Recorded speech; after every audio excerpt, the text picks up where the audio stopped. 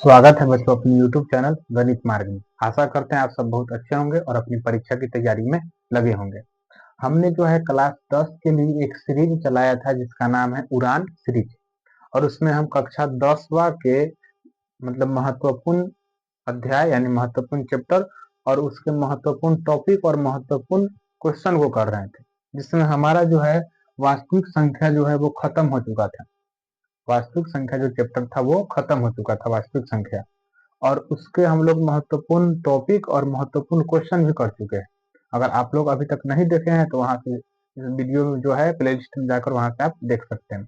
जो बिहार बोर्ड के लिए सफिशियंट है, उसका अतिरिक्त और कुछ जरूरत नहीं है पढ़ने का। और वैसे प्रश्न ही बिहार बोर्ड में आते हैं हूबहू।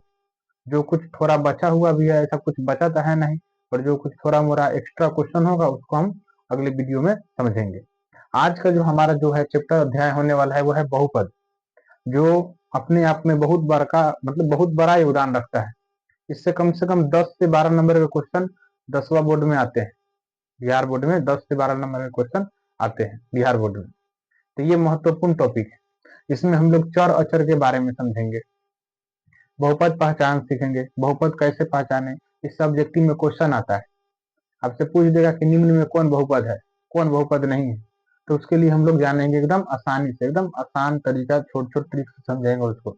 बहुपद पद के आधार पर, घात के आधार पर पढ़ेंगे, फिर बहुपद का गुणांक, व्यापक रूप, और फिर बहुपद निकालना सीखेंगे, जो बहुत ही क्या है कि जरूरी है, इंपॉर्टेंट टॉपिक है।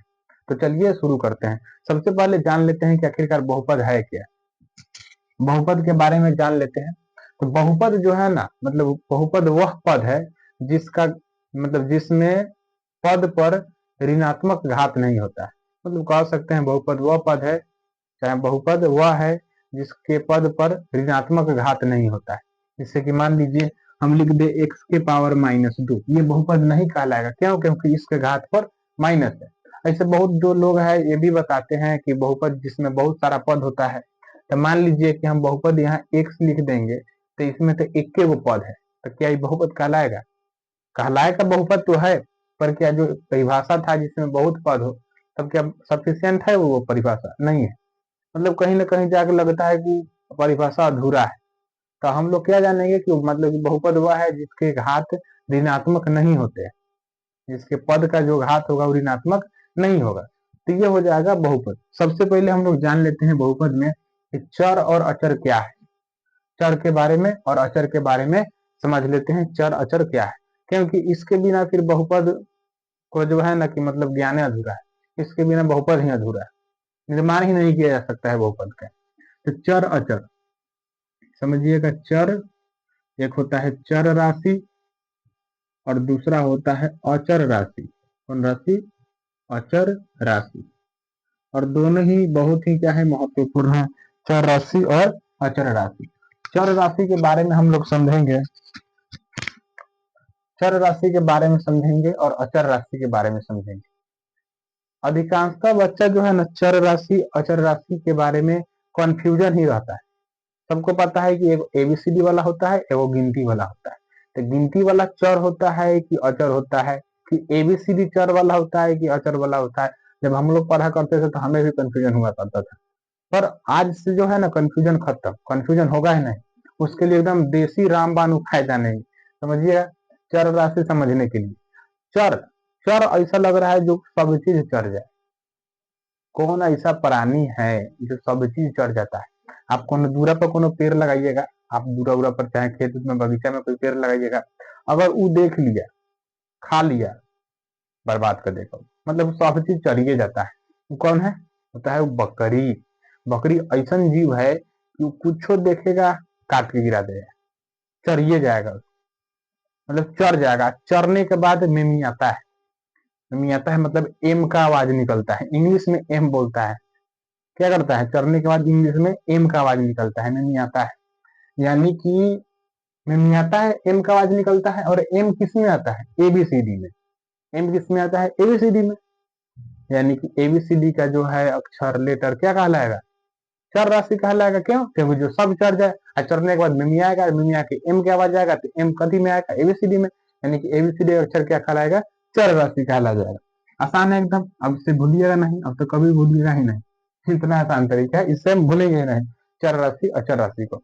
दूसरा है अचर राशि। जब ए को पता चल गया कि एबीसीडी का जो अक्षर है चरने के बाद में मियाँ की एम जैसा आवाज निकल रहा है, तो जब चर राशि तो गिनती की संख्या बच गया 1 2 3 4।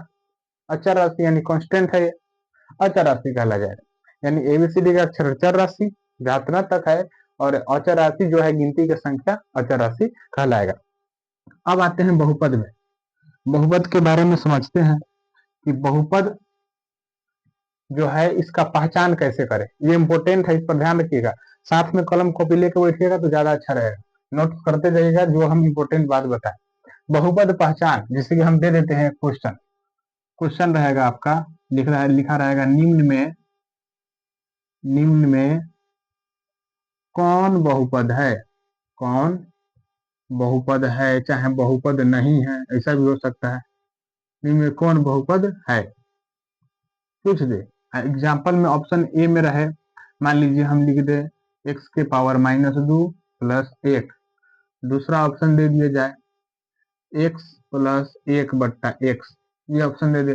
तीसरा ऑप्शन दे दे आपको हम यहाँ दे दे कि क्या दे दे √x + 1, और चौथा दे दे आपको हम यहाँ पर लिख दे x + 1। और आपसे पूछेगा ऐसा ऑब्जेक्टिव प्रीवियस ईयर क्वेश्चन उठा के देखिएगा, भर भर के क्वेश्चन है ऐसा कि बताइए कि निम्न में कौन बहुपद है चाहे बहुपद नहीं है। तो यहाँ से हम लोग बताइए, देख के क्या लग रहा है कि कौन बहुपद है, लग तो रहा है कि सभी बहुपद है, लग रहा है कि नहीं, पर नहीं है। इसमें 3 वो ऐसा है जो बहुपद नहीं है।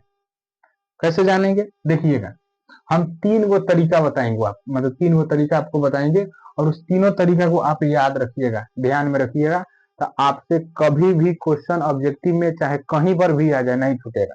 पहला क्या है, नोट्स बना के लिख लीजिएगा। हमेशा चर राशि का बात करना है, चर राशि। चर राशि का घात, चर राशि का घात ऋणात्मक, मतलब कि माइनस में नहीं होना चाहिए, ऋणात्मक नहीं होना चाहिए, नहीं होना चाहिए, ऋणात्मक में नहीं होना चाहिए। पहला पॉइंट, चर राशि का घात ऋणात्मक में नहीं होना चाहिए। देखिए यहाँ चर राशि का घात ऋणात्मक में है तो ये बहुपद नहीं कहलाएगा। कहीं पर भी अगर दिख जाए x के मात पर y के मात पर माइनस में संख्या है तो बहुपद नहीं कहलाएगा, ध्यान रखना है। दूसरा बात क्या ध्यान रखना है, दूसरा याद रखना है कि चर राशि किसी के बट्टा में नहीं होना चाहिए, बट्टा में नहीं होना चाहिए, नहीं होना चाहिए, ध्यान रखिए इसको। अब देख के बताइए कौन है बट्टा में, ई जो है छोटा 1/x इसके बट्टा में दिख रहा है, तो ये भी क्या होगा, बहुपद नहीं होगा। आसान है, ये भी बहुपद नहीं होगा। याद रखिएगा, इसको याद रखिएगा, इतना आसान रहेगा आपके लिए ऑब्जेक्टिव बनाना, क्या बताए, मतलब बहुत ही आसान रहेगा आपके लिए, आप दूसरे स्टूडेंट से अपेक्षा ज्यादा होशियार रहिएगा। तीसरा देखिए, तीसरा जो है याद रखना है कि चर राशि रूट में नहीं होना चाहिए, नहीं होना चाहिए, नहीं होना चाहिए। अब देखिए ये रूट में है, ये भी बहुपद नहीं कहलाएगा।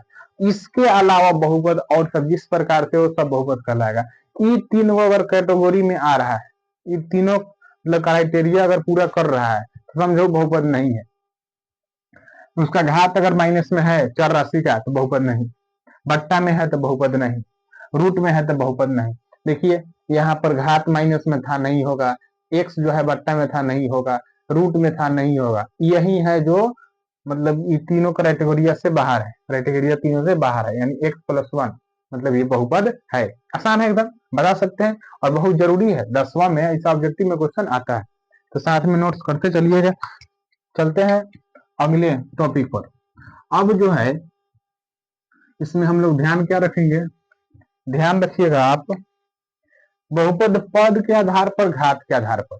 बहुपद जो है ना हम लोग उसको 2 भाग में बांट के पढ़ते हैं, एक पद के आधार पर और दूसरा घात के आधार पर हम लोग बहुपद को मतलब कि दो भाग में बांट कर पढ़ते हैं, एक पद के आधार पर, दूसरा घात के आधार पर।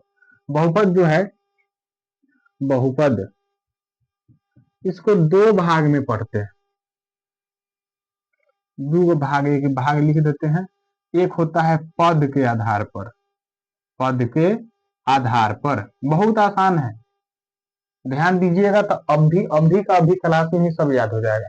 और दूसरा होता है घात के आधार पर, घात के आधार पर, घात के आधार पर। दो प्रकार से हम लोग क्या करते हैं, बहुपद को पढ़ते हैं, एक पढ़ते हैं पद के आधार पर, दूसरा घात के आधार पर, घात के आधार पर दो भाग में पढ़ना है। 10वां के लिए जो सफिशियंट है ना, उसको हम बता रहे हैं मेन मेन पॉइंट को, ऐसे समझिए तो पूरा ही पढ़ा रहे हैं। अगर इतना कर लिया जाए तो ये इससे बाहर कुछ नहीं आने वाला है। पद के आधार पर जो है नौवा में, क्लास 9th के लिए बहुत इंपॉर्टेंट था, पद के आधार पर। पद के आधार पर जो है ना, पद मतलब जिसमें पद हो, जिसे कहने का से बताइए, हम लिख दे x+1, इसमें कै गो पद है, एगो पद, दूगो पद, दूगो पद है बोले, तो दूगो पद है, तो इसको हम कहते हैं पद, गिन लेंगे। हम कहीं लिख दे यहाँ पर x² प्लस x+1, मतलब इनमें कै गो पद है, तो 1 2 3, तीन गो पद है, तो वही पद के आधार पर पढ़ रहे हैं हम लोग। तो पद के आधार पर जो है ना, हम लोग तीन प्रकार से बहुपद को पढ़ते हैं। कितने प्रकार से? तीन प्रकार से। एक हो जाएगा एक पदीय बहुपद, एक पदीय बहुपद, एक पदीय बहुपद। अब नाम से ही लग रहा है, आसान है। एक पदीय बहुपद जिसमें एगो पद हो, कैगो पद हो? जिसमें एगो पद हो। एग्जाम्पल हम साथ ही साथ लिख देते हैं, जैसे कि मान लीजिए हम एक से लिख दे, कई गो संख्या है, कई गो पद है, एगो है, इसलिए एक पदीय। हम कहीं लिख दे y, कई गो पद है, एक पदीय। कहीं लिख दे हम x+1, कई गो पद है, दो गो, तो ये एक पदीय बहुपद नहीं होगा, एक पदीय बहुपद नहीं होगा, उनमें एक गो पद होना चाहिए। कई गो पद होना चाहिए? एगो। हम जैसे मान लीजिए लिख दिए x² y² z², sorry z², तो सब क्या है? एक पदीय बहुपद है। आसान है एकदम। यानी कि पद के आधार पर हम लोग बहुपद तीन प्रकार से पढ़ते हैं, जिसमें एगो है एक पदीय बहुपद, जिसमें एगो पद हो। देखिए सब में एक ही गो पद है, एक पदीय बहुपद। दूसरा लिखते हैं, दूसरा है द्विपदीय बहुपद, द्विपदीय बहुपद। अब नाम से ही आप समझ सकते हैं, द्विपदीय जिसमें दो गो पद हो, कई गो पद हो? दो गो पद। जैसे कि मान लीजिए x+1, एगो एगो दो गो पद है, लिख दे y²+2, एगो एगो दो गो पद है, कहीं लिख दे 2y+3। कोनो कोनो चोट्टा ऐसा होगा तो कहेगा सर जी में तीन गो पद है, देखिए एगो दूगो तीन गो, होशियार बनेगा। देखिए में तीन गो पद है नहीं, जब भी संख्या अगर गुन्ना में रहे, गुन्ना में, तो उसको एक गो पद कहते हैं। मान लीजिए तीन गो ने दो लिख देंगे, क्या में दो गो पद है? बताइए, है दो गो पद? नहीं ना है। कै गो पद है? 3 दूना 6, गुना करेंगे एगो पद। यानी गुन्ना के रूप में जो होता है उसको हम एक गो पद मानते हैं कि उसमें एगो पद है। तो द्विपदीय बहुपद हो गया जिसमें कै गो पद हो? दो गो पद हो। देखिए एगो दूगो पद, एगो दूगो पद, एगो और दूगो पद, जिसमें दो गो पद हो। आगे चलते हैं 3 नंबर पर। 3 नंबर है त्रिपदीय बहुपद, त्रिपदीय बहुपद। अब त्रिपदीय बहुपद जो है ये भी आसान है, जिसमें तीन गो पद हो। कै गो पद होता है? तीन गो पद होता है। एग्जाम्पल में हम लिख दे x² प्लस x+1, कै गो पद है? गिनिए तो 1 2 3, त्रिपदीय। लिख सकते हैं y² प्लस 2y+1, कै गो पद है? तीन गो पद, 1 2 3। तो ये सब त्रिपदीय बहुपद कहलाएगा। हम लोग जो है बहुपद में पद के आधार पर बहुपद को तीन प्रकार से पढ़ते हैं। एगो पढ़ते हैं एक पदीय में, दूसरा द्विपदीय में, और तीसरा त्रिपदीय में पढ़ते हैं, त्रिपदीय बहुपद। एक पदीय में कै पद होगा? एक पद होगा। द्विपदीय में दो गो पद होगा, त्रिपदीय में तीन गो पद होगा। आसान है एकदम। ये हो गया पद के आधार पर। इससे ऑब्जेक्टिव में क्वेश्चन आता है, पर ये उतना जरूरी नहीं है जितना जरूरी है घात के आधार पर। इसको नोट करते, मतलब कॉपी में नोट करते चलिएगा तो ज्यादा ही अच्छा रहेगा। हम चलते हैं घात के आधार पर। कलम कॉपी साथ में लेकर बैठिए, बहुत अच्छा रहेगा, क्योंकि जो भी पॉइंट अगर हम बताएंगे अभी तो आपको लगेगा कि हमें याद हो गया, पर बाद में भूल जाइएगा। पर कॉपी में लिखा रहेगा, कभी उसको देखिएगा तो याद आ जाएगा, सब रिकॉल हो जाएगा, इसलिए कॉपी साथ में लेकर बैठिए। दूसरा हम लोग पढ़ते हैं किसके आधार पर? घात के आधार पर, और ये बहुत जरूरी है। घात के आधार पर, आधार पर, घात मतलब कथी? माथ पर देखेंगे, घात मतलब माप पर देखेंगे। घात कहने का अर्थ जैसे मान लीजिए हम लिख दे एक्स स्क्वायर, कोई पूछेगा एक्स का घात कितना है, 2, हम यहाँ लिख दे 2x²। कोई पूछेगा बताइए एक्स स्क्वायर का गुणांक कितना है, तो 2 है। गुणांक कितना है, 2 है। हम कहीं लिख दे 4x, एक्स का गुणांक कितना है, 4 है। तो घात के आधार पर जब पढ़ते हैं तो उसके मार्क पर देखेंगे। अगर उसका मार्क पर एगो घात है तो उसको कुछ कहा जाता है, अभी हम बताएंगे। 2 गो घात है तो उसको कुछ कहेंगे, अभी बता रहे हैं। 3 गो होगा तो उसको भी कुछ कहेंगे। हम लोग घात के आधार पर 3 प्रकार के बहुपद को पढ़ते हैं, 3 प्रकार से बहुपद को पढ़ते हैं, और यही बहुपद का मेन रूप है और ज्यादा ही मेन रूप है ये। समझिए तो इसी से कम 6 से 7 नंबर का क्वेश्चन आएगा एग्जाम बोर्ड में। चलिए समझते हैं। पहला हो जाएगा घात के आधार पर, उसको कहते हैं हम लोग एक रैखिक बहुपद।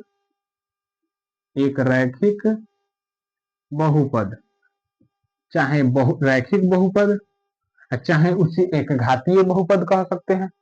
क्या कह सकते हैं, रैखिक बहुपद, एक रैखिक बहुपद या एक घातीय बहुपद। मतलब एक घातीय बहुपद मतलब जिसमें कई गो घात हो, एगो घात हो। एक रैखिक बहुपद जिसमें मतलब घात की संख्या कई गो हो, एगो हो। और ध्यान रखना है जितना घात की संख्या होगा उतना ही उसका हल होगा, उतना ही मतलब उस समीकरण को सॉल्व करेंगे तो उतना ही उसका मान निकलेगा। अगर किसी समीकरण पर चाहे किसी बहुपद के घात में अगर 2 गो है, किसी मतलब समीकरण में चाहे किसी बहुपद में समझिएगा, अगर उसके मात पर 2 गो घात है तो उसके 2 गो हल निकलेंगे, 2 गो उसका मान क्या होगा, निकलेगा। अब एक रैखिक बहुपद जो है क्या है, तो क्या कहेंगे, वैसा बहुपद जिसमें एक गो घात हो। कई घात हो, एगो घात हो। अब एगो घात है तो उसके हल का भी कैगो होगा, एगो होगा। मतलब उसका शून्य का भी कैगो होगा, एगो होगा। इसमें जो है ना जानते हैं व्यापक रूप, पूछता है कि बताइए एक रैखिक बहुपद का व्यापक रूप क्या होता है, ये व्यापक है क्या। जैसे मान लीजिए ईंट उट कहीं बनता है भट्ठा उठा में, तो आप वहां पर देखे होंगे तो मजदूर लोग जो हुआ करते हैं एगो ईंट का फरमा रखते हैं, और उसमें क्या करते हैं, ईंट मिट्टी को, जो गीली मिट्टी होती है उसमें रख देते हैं और उसको थोपते हैं, चाहे जो भी कुछ करे तो वो ईंट का रूप ले लेता है। मतलब कि उसका फरमा हुआ। छठ पूजा जो है अभी तुरंत बीता है, तो आप देखते होंगे घर पर जो है ठेकुआ बनता है तो उसके लिए वो संचा होता है ना, फरमा समझिए उसको। यानी वहां पर उसको रखते हैं, दाबते हैं तो उसके रूप का हो जाता है। उसी तरह व्यापक रूप मतलब एक रैखिक बहुपद का भी एक फरमा होता है, उसके रूप का है तो कहलाएगा मतलब रैखिक बहुपद। तो क्या होता है व्यापक रूप, वो होता है ए एक्स प्लस में बी। यहाँ लिख सकते हैं कि जहां जहां a is equal to note 0, मतलब ए बी अचर राशि है। अचर मतलब गिनती की संख्या। तो गिनती का जब संख्या है तो एक जगह अगर 0 होगा तो 0 ऐसा है छोटा कि सबको बर्बाद कर देगा। 0 से ए में गुनाई हो 0, सिर्फ बी बचेगा। इसलिए ए का मान 0 नहीं होना चाहिए, इसलिए लिखे। इसका व्यापक रूप हो गया रैखिक बहुपद का ए एक्स प्लस बी। आसान है। अब क्या इसके हल कितने होते हैं लिखेंगे, इसके हल लिख लीजिएगा, याद रखिएगा, ज्यादा अच्छा रहेगा। इसके हल, इसके हल, इसके हल एक होते हैं, चाहे ऐसा लिख सकते हैं, इसके एक शून्यक होते हैं। एक शून्यक होते हैं मतलब एक के को इसका मान होगा, एक शून्यक होते हैं। एक शून्यक होते हैं। आखिरकार ये दिखता कैसे है, एग्जाम्पल में समझ सकते हैं। एक्स प्लस 1, देखिए इसके मात पर कितना घात है, कुछ नहीं तो 1 है। हम लिख देंगे एक्स, इधर कुछ नहीं है। जब कुछ नहीं हो ना तो आप ही नहीं समझिएगा, आप घात को लिखिए सिर्फ। एक रैखिक बहुपद में एगो घात होता है, यानी एकरा मात पर एगो घात, और इधर पीछे का हिस्सा नहीं है तो कुछ नहीं तो 0 होता है, ध्यान रखना है। तो ये भी कहलाएगा क्या, एक रैखिक बहुपद। घात ध्यान देना है इसमें। हम लिख दे 3y+3, देखिए इसके रूप का है, ए एक्स प्लस बी के रूप का है। ए का मान 3, बी का भी मान 3, तो ये हो जाएगा एक रैखिक बहुपद, जो बहुत जरूरी है। दूसरा चलते हैं द्विघात बहुपद। और द्विघात बहुपद जो है ये जितना इंपॉर्टेंट है बहुपद चैप्टर में, उतना शायद कुछ और है ही नहीं। इतना ये इंपॉर्टेंट है, समझिए तो बहुत ही क्या है, ये इंपॉर्टेंट है। तो द्विघात बहुपद के बारे में समझते हैं कि ये द्विघात बहुपद क्या है। द्विघात मतलब जेकरा माथ पर कई गो घात हो, 2 गो घात, ऐसा कह सकते हैं। जेकरा माथ पर 2 गो सिंह। ऐसे तो उपरका के लिए अगर कहा जाए कि बताइए, कहेंगे कि जेकरा माथ पर एगो सिंह, ऐसा कोनो जानवर है का जेकरा माथ पर एगो सिंह होता है। एगो है लेकिन ओकरा नाक पर सिंह होता है, ध्यान रखिएगा, माथ पर नहीं सिंह होता है, नाक पर सिंह होता है। द्विघात बहुपद में घात कहाँ ध्यान देना है, मात पर। जिसमें क मतलब शून्य कय गो हो, द्वि मतलब दू गो, मतलब दू गो घात होगा, इसका मतलब शून्य के भी कय गो होगा, दू होगा, मतलब उसको बनाएंगे ना तो उसका आंसर दू गो निकल के आएगा। इसका व्यापक रूप होता है क्या, तो हाँ इसका भी व्यापक रूप होता है, इसका व्यापक रूप होता है। क्या होता है इसका व्यापक रूप, मतलब एक और एगो फार्मा होता है, हाँ फार्मा होता है, वो होता है ए एक्स स्क्वायर प्लस में बी एक्स प्लस में सी। और फिर लिखेंगे जहां a is equal to not zero, क्यों, क्योंकि सत्ता खत्म आदमी है, जहां भी गुना होगा बर्बाद कर देगा उसको। ये एक बार चले आएगा द्विघात बहुपद से रैखिक बहुपद आ जाएगा, इसलिए ए का मान जीरो नहीं होना चाहिए। इसके कुछ सूत्र होते हैं, ध्यान रखिएगा, इसको लिख सकते हैं और कि इसके शून्यक होते हैं, इसके दो शून्यक होते हैं। कई गो शून्यक होता है, दो को, इसके दो शून्यक होते हैं। एक होता है उसका नाम है अल्फा और दूसरा का नाम है बीटा। इसके दो का आंसर निकल के आता है, एक को अल्फा मानते हैं और दूसरा को हम लोग बीटा मानते हैं, सॉरी दूसरा को हम लोग क्या मानते हैं, बीटा मानते हैं। दो शून्य के वो अल्फा है, वो क्या होता है, बीटा होता है। इसके सूत्र होता है, ध्यान रखिएगा कि कह देगा क्या कि शून्यकों का योगफल, द्विघात बहुपद में शून्यकों का योगफल क्या होता है, शून्यकों का योगफल, योगफल मतलब कि जोड़, शून्यकवा को जोड़ देंगे ना अल्फा प्लस बीटा, तो ई जो है ना माइनस बी बट्टा ए के बराबर होता है। कौन बी, हाई बी, और ई ए के बराबर होता है। मतलब कि अगर मान लो कि हमें समीकरण दिया रहा है, हमें समीकरण मान लेते हैं कि x square plus 4x plus 4 दिया रहा है, इसका कहे क्या कि आप ना है शून्यकों का योगफल निकालिए। तो ऐसा कर सकते हैं, इसको हल करेंगे, अल्फा बीटा का मान निकालेंगे और फिर उसके बाद जोड़ेंगे, तो उससे आसान कथी होता है कि इसका योग जो है ना माइनस बी बट्टा ए के बराबर होता है। देखिए ए का मान कुछ नहीं तो एक है, बी का मान कितना है 4, और सी का मान कितना 4। अब देखिए माइनस बी बट्टा ए होता है शून्यकों का योग, बी का मान -4 बट्टा एक, यानी आंसर कितना आ गया -4। यानी इन दोनों का मान निकाल के इसका हल निकाल के जोड़ते तो -4 आता।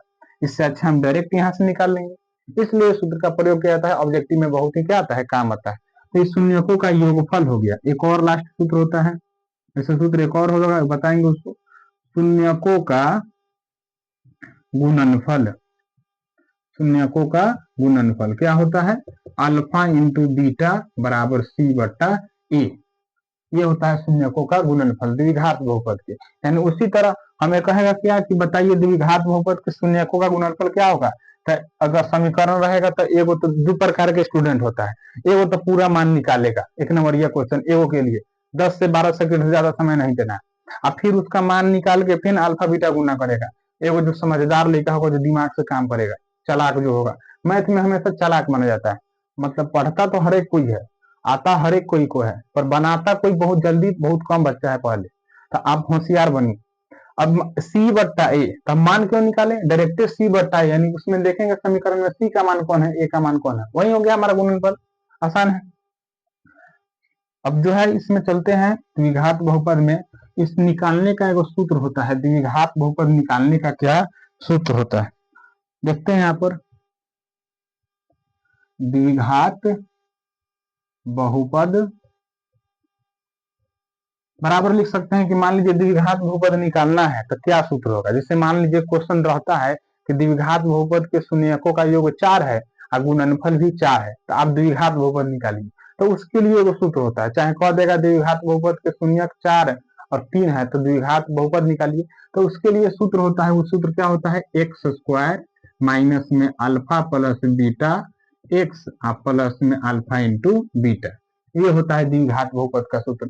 जो बहुपद का सबसे इंपॉर्टेंट टॉपिक है, आप एक ही को बात को इसमें याद रखिएगा, ऑब्जेक्टिव में भी इससे क्वेश्चन बनता है, तो आपके लिए बहुत ही महत्वपूर्ण और मतलब समझो तो बेनिफिट वाला टॉपिक है, तो इसको एकदम रट के जाना है एकदम बढ़िया से। इस पर हम क्वेश्चन भी बताएंगे कल, कल का वीडियो भी देखना है, बहुत ज्यादा मतलब ज्यादा ही जरूरी वो वीडियो है। ये टॉपिक कीजिए और टॉपिक के बाद फिर अगले दिन का वीडियो मतलब देखिए क्वेश्चन किस प्रकार से बनाया जाता है। अब चलते हैं द्विघात बहुपद के बाद त्रिघात बहुपद में, साथ ही साथ इसको नोट्स भी करते चलिए। आगे है त्रिघात बहुपद, त्रिघात बहुपद अब देखिए त्रिघात बहुपद क्या होता है, नामे में लग रहा है त्रिघात, मतलब कई घात होगा, 3 गो, मतलब माथ पर 3 गो सिंह निकल होगा। जगह माथ पे कितने मतलब सिंह होगा, 3 गो, मतलब कि 3 गो घात होगा। यानी इसका भी व्यापक रूप होता है क्या? हाँ होता है, मतलब इसका भी एगो फर्मा होता है। वो क्या होता है? वो होता है a x cube plus b x square plus c x plus में डी। ये होता है इसका फर्मा, a x cube plus b x square plus c x plus d. अब क्या करें इसमें, तो ध्यान रखिएगा आप लोग, इसमें क्या करना है कि एकरा मार्क पर 3 गो घात है, मतलब क्या हल कै गो होगा, आंसर कै गो होगा, 3 गो होगा। सबसे बड़का घात को देखते हैं, मार्क पर 3 गो घात, तो इसका मतलब ओकर 3 गो मान, 3 गो आंसर। ए बी सी क्या है, डी क्या है, तो अचर राशि, यहाँ पर 1 2 3 4 5 कुछ हो सकता है। ये हो गया इसके शून्यक, इसके शून्यक। ऐसा ऑब्जेक्टिव में आता है कि त्रिघात बहुपद के कितने शून्यक होते हैं, चाहे त्रिघात बहुपद का व्यापक रूप निम्नलिखित में कौन है, तो इस सबको याद रखिएगा। इसके शून्यक, शून्यक जो है वो अल्फा बीटा और गामा, 3 गो शून्यक है, 3 गो इसको मतलब सूचित करने वाला संकेत है। ओके अल्फा कहते हैं, ओके बीटा कहते हैं, वो क्या कहते हैं, गामा कहते हैं। आसान है एकदम, पूछा ही इसमें नहीं, एकदम आसान है।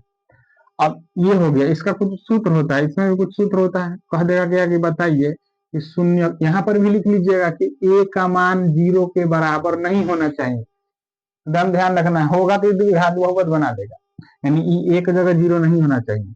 लिख सकते हैं क्या, शून्यकों का, कहेगा त्रिघात बहुपद के शून्यकों का योगफल क्या होता है। तो योगफल मतलब तीनों शून्यकों को जोड़ देंगे, alpha plus beta plus gamma, ये होता है -b/a के बराबर। ध्यान रखिएगा, जोड़िएगा। द्विघात बहुपद में भी शून्यकों का योगफल -b/a, तो त्रिघात बहुपद में भी शून्यकों का योगफल -b/a। फिर दूसरा, एक और इसमें आता है एक्स्ट्रा, दो दो करके, दो दो करके शून्यकों का गुणनफल, शून्यकों का गुणनफल अब प्लस में योगफल, मतलब गुणनफल का योगफल, यानी दो दो को करके गुना करेंगे और फिर उसी को जोड़ देंगे, यानी गुना दो दो करके जोड़ दीजिए, अल्फा बीटा अब प्लस में बीटा गामा अब प्लस में गामा अल्फा। तो ये जो होता है ना, ये c/a के बराबर होता है। किसके बराबर होता है, c/a के बराबर होता है। एक और सूत्र होता है क्या, शून्यकों का गुणनफल, शून्यकों का गुणनफल।